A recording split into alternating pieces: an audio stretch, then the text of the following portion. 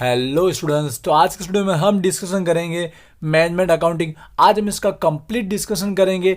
इस सब्जेक्ट की ये प्रिपरेशन स्टार्ट करने से पहले आज का वीडियो प्लीज एंड तक जरूर दिखेगा। सबसे पहले हम इसका फटाफट पेपर पैटर्न देख लेंगे जो मोस्ट ऑफ स्टूडेंट को पता होगा। उसके बाद सेकंड सबसे मोस्ट इंपॉर्टेंट कि हर एक क्वेश्चन के अंदर कहाँ कहाँ पर थियरी होगी, कहाँ पर प्रैक्टिकल सम्स होगा, कितनी मार्क की थियरी, कितने मार्क का प्रैक्टिकल सम्स, कौन से यूनिट में से किस तरह से पूछा जा सकता है, वो सारा डिस्कशन आज के वीडियो में हम करने वाला है। और एंड में इस सब्जेक्ट के अंदर भी जो आईएमपी जो थियरी का पोर्शन रहने वाला है वो भी मैं आज की वीडियो में आपके साथ शेयर करने वाला हूं। तो इस वीडियो को एंड तक देखिएगा। कोई क्वेरी है तो मुझे कमेंट कीजिएगा और प्लीज रिक्वेस्ट है इस वीडियो को शेयर जरूर कीजिएगा जिससे हम ज्यादा से ज्यादा स्टूडेंट्स तक पहुंच सके। तो चलिए स्टार्ट करते हैं।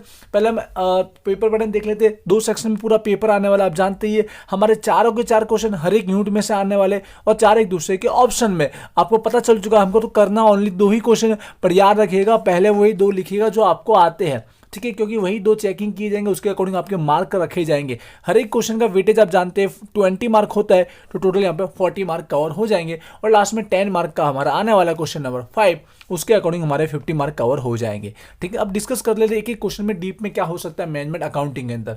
जैसा आप सबको पता है ये मैनेजमेंट अकाउंटिंग इंग्लिश की बुक है, गुजराती वाले रखेंगे तो उन्हें पता चल जाएगा। देखिए हमारे पास जो 4 यूनिट है, पहले यूनिट के अंदर आपको देखने को 2 चैप्टर है और दोनों चैप्टर को मैं समझा देता हूँ कि क्या हो सकता है, किसमें से थियरी किसमें प्रैक्टिकल सम्स है। देखिए जो दोनों चैप्टर है आप जानते हैं कि पहला चैप्टर जो है वो कंप्लीट थियरी बेस है, पहला चैप्टर कंप्लीट थियरी बेस है। और दूसरा जो चैप्टर है वो कंप्लीट प्रैक्टिकल सम्स आने वाला है। क्या आएगा? प्रैक्टिकल सम्स आएगा। अब यहां पर इस एग्जाम में क्या हो सकता है, देखिए टोटल 20 मार्क का तो वेटेज तो फाइनल है। अब इस सेक्शन में हो क्या सकता है, देखिए ज्यादातर चांसेस क्या है दोनों को इन्वॉल्व किया जाए, ये चांसेस ज्यादातर, क्योंकि इस मैनेजमेंट अकाउंटिंग के अंदर भी 30% थियरी आने के चांसेस है। 30% थियरी का पोर्शन होना ही चाहिए, ऐसा कंपलसरी है। तो यहाँ पर ये जो है 10 मार्क की यहाँ पर थियरी देखने को मिल सकती है और इसका 10 मार्क का सम्स देखने को मिल सकता है, इसके चांसेस ज्यादा है। बट होने के लिए डायरेक्ट 20 मार्क का एक प्रैक्टिकल सम्स भी हो सकता है। डायरेक्ट चैप्टर नंबर 2 का क्या हो सकता है, डायरेक्ट एक प्रैक्टिकल सम्स 20 मार्क का हो भी सकता है, या फिर आप समझ गए 10 मार्क का हो सकता है। दोनों संभावनाओं को ध्यान में रखिएगा। मैं आईएमपी थियरी भी आपके साथ शेयर करने वाला हूं एंड में, और मैंने सम्स के रिगार्डिंग ऑलरेडी वीडियो अपलोड किए हुए इस चैप्टर के, आप प्लेलिस्ट में जाकर जरूर चेकआउट कीजिएगा। ठीक है, आई होप क्लियर हो गया क्वेश्चन नंबर 1। थोड़ा फटाफट समझा रहा हूं टाइम की कमी की वजह से। क्वेश्चन नंबर 2 की बात कर लेते हैं। यहां पर आप देख रहे हैं क्वेश्चन 2 के अंदर भी हमारे पास 2 चैप्टर है। ठीक है, या दोनों चैप्टर में क्या हो सकता है देखिएगा, चैप्टर 1 और चैप्टर 2। यहां पर पहला चैप्टर है अगेन वापस कंप्लीट वो थियरी बेस है। पहला चैप्टर क्या है, कंप्लीट थियरी बेस है, और सेकंड चैप्टर कंप्लीट क्या है, सम्स बेस है।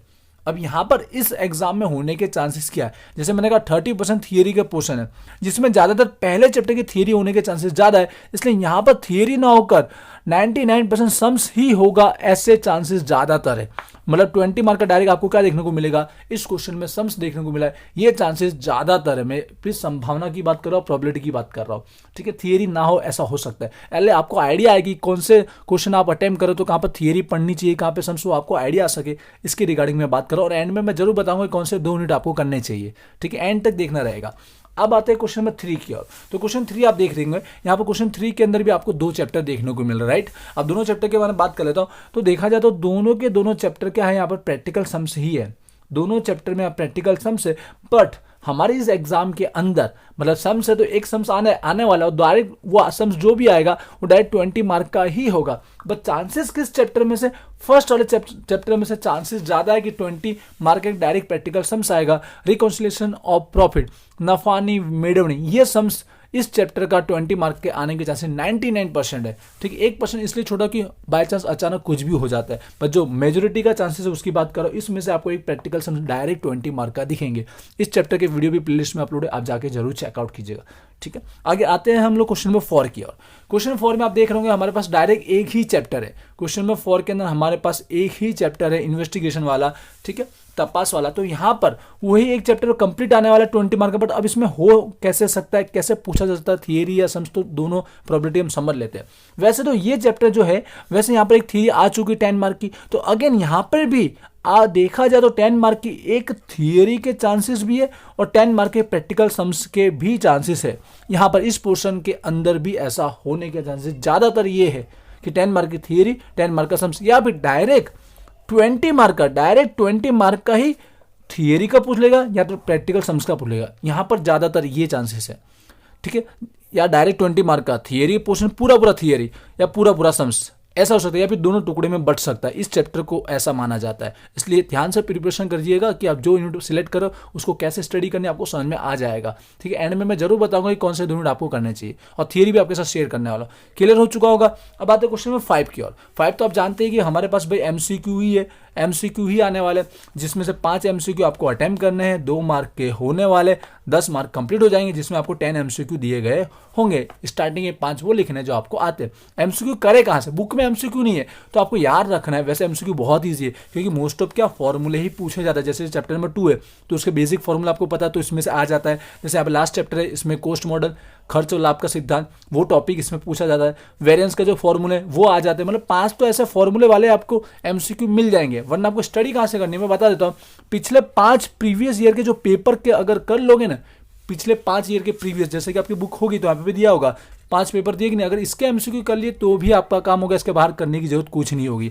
ठीक है, वरना बेसिक आप जब चैप्टर करोगे तो जो फॉर्मूले होंगे वो भी आपका एक क्वेश्चन में पूछे जाएंगे MCQ में। ठीक है, क्लियर हो चुका होगा 10 मार्क का भी। अब आते हैं हम लोग यहाँ पर कौन से 2 यूनिट आपको करने चाहिए। ठीक है, उससे पहले मैं आपको IMP थियरी बता देता हूँ। ठीक है, जो दोनों पोर्शन में जो थियरी मैंने बात की, मैं यहाँ पर क्वेश्चन 2 की थियरी डिस्कशन नहीं कर रहा हूँ। फर्स्ट और लास्ट के अंदर जो थियरी है वो एक बार आपको दिखा देता हूँ। इस वीडियो को शेयर जरूर कीजिएगा और इंस्टाग्राम पे फॉलो कर सकते हो, वहाँ पर भी मैं लेटेस्ट अपडेट आपको देता रहता हूँ। तो थियरी देख लेते हैं मैनेजमेंट अकाउंटिंग के अंदर। तो ये है यूनिट नंबर 1 के अंदर चैप्टर 1 की थियरी, जो हमारा पूरा चैप्टर थियरी बेस है और 5 से 6 पेज का ही ऐसे देखा जाए तो सारे थियरी आप पढ़ सकते हो, बहुत ही ईजी है, 1 आवर के अंदर रेडी हो सकती है। फिर भी मैं ये IMP थियरी क्यों बता रहा हूँ कि इस पर फोकस आप ज्यादा करें, ऐसा बताना चाहूंगा कि पहले तो डिफरेंस तफावत जरूर पड़िएगा, दोनों के दोनों डिफरेंस, मतलब मैनेजमेंट अकाउंटिंग संचालक की हिसाबी पद्धति के साथ एक बार नाणाकीय फाइनेंशियल का और दूसरा कोस्ट पड़तर का, दोनों डिफरेंस पढ़ना है। ऐसा नहीं कि एक पढ़ के जाना, दोनों में से कोई भी हो सकता है। दूसरा क्वेश्चन जो है, जो मेथड या टेक्निक के नाम से दोनों में से कोई भी हो सकता है, कैसा भी लिखा आ सकता है एग्जाम में। संचालक की हिसाबी पद्धति रीतो अथवा तकनीकों, ये पढ़ लेना। और लास्ट इसमें से एक और निकाला मैंने, ये सब पॉइंट ही है, इसलिए एक बार 5-6 पॉइंट अगर देख लोगे तो कुछ नहीं जाएगा, फटाफट आप देख लोगे। लिमिटेशन एंड फंक्शन, कार्यों और मर्यादा, शब्दों में गुजराती में आगे पीछे हो सकता है, एक बार चेक जरूर कर लीजिएगा। ये हो गया हमारे यूनिट नंबर 1 के अंदर आने वाली IMP थी, एक बार स्क्रीनशॉट ले सकते हो या टिक कर लीजिएगा। ठीक है, जिनको थियरी बेस पर जाना है उनको मैं हेल्प करूंगा, लास्ट में बताऊंगा कि कैसे स्टडी करनी है। ये थियरी होगी चैप्टर नंबर 1 की। अब आते हैं चैप्टर नंबर 4 के अंदर थियरी क्या हो सकती है। यहाँ पर मैंने 3 थियरी निकाली, उसमें 3 के समझिएगा आप। पहले जो 2 लिखी गई है ये हमारी मेथड है, ये इन्वेस्टिगेशन की क्या है, वेरिएंस की मेथड रीत है। कई बार लिखा जाता है एग्जाम में डायरेक्ट कोई एक मेथड को समझाओ, अपने पास 4 मेथड है बुक में, तो ये 2 मेथड पढ़ लोगे तो कोई भी एक मेथड आपको लिखने को वैसे भी आ जाएगा। या फिर डायरेक्ट ये मेथड के नाम ज्यादातर पूछे जाते हैं।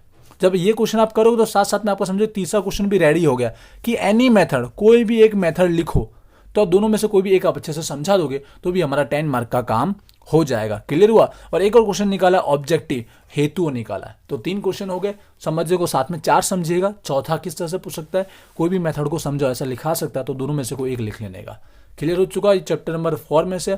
क्लियर। अब आते हैं वापस हम लोग यहाँ स्ट्रेटेजी कैसी होनी चाहिए एग्जाम के अंदर, कैसे स्टडी करना, अब वो मैं बात कर लेता हूँ। देखिए आज ही आप स्टडी कर रहे हो, कल एग्जाम है तो क्या करना है। देखिए जिनको प्रैक्टिकल पहले जो सम्स आता है पहले वो कर ही लेना, उनके लिए कोई डाउट नहीं है। जो प्रैक्टिकल सम्स आता है वो रिवीजन कर लीजिए। लेकिन जो आज ही पढ़ रहे हैं उनको कुछ नहीं आता तो वो स्टार्ट कहाँ से करें। तो सबसे पहले पोर्शन में बोलना चाहूंगा जो ईजी है, जो ईजी है वो है यूनिट नंबर 4। जो ईजी है सबसे, क्योंकि सम्स भी है तो बहुत ही ईजी है और थियरी भी है तो नॉर्मल 2-3 थियरी, ठीक है, जो हर एक को रेडी करके जाना चाहिए। थियरी पूछा तो भी कोई टेंशन नहीं, सम्स आया तो भी कोई टेंशन नहीं है। ठीक है।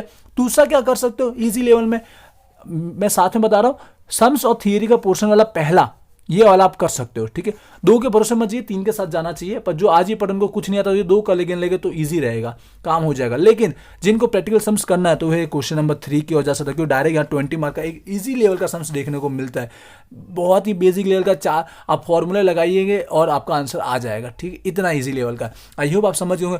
जिसको बजट आता है वो कर सकता है, ऐसा नहीं है कि मैं ये बोल रहा हूँ कि ये नहीं करना है। जिसको आता है जो सम्स वो तो करने ही रिपीट, पर जो आज ही स्टडी करे कुछ नहीं आता तो क्वेश्चन नंबर 4 और 1 के बेस पर जा सकता है। यहाँ पर थियरी पूछने के चांसेस ज्यादातर है, ज्यादातर थियरी पूछने के चांसेस, लेकिन सम्स भी आ सकता है जैसे मैंने आपको बताया। तो सम्स भी एक बार देख के जरूर जाना, मैंने वीडियो प्लेलिस्ट में बना के रखे हुए। और जिसको प्रैक्टिकल सम्स अच्छे से करना है तो वो क्वेश्चन नंबर 3 कर सकता है। ठीक है, क्लियर है। क्योंकि यहाँ पर बजट के अंदर 4 से 5 बजट होते हैं जो एक साथ में रेडी करना मुश्किल हो सकता है आज के दिन ही। ठीक है, आई होप आपको क्लियर हो चुका होगा। अब कोई भी डाउट नहीं होगा, फिर भी क्वेरी है तो कमेंट कीजिए, इस वीडियो को शेयर जरूर कीजिएगा। तो मिलते हैं नेक्स्ट वीडियो में। Wish you all the best. Thank you.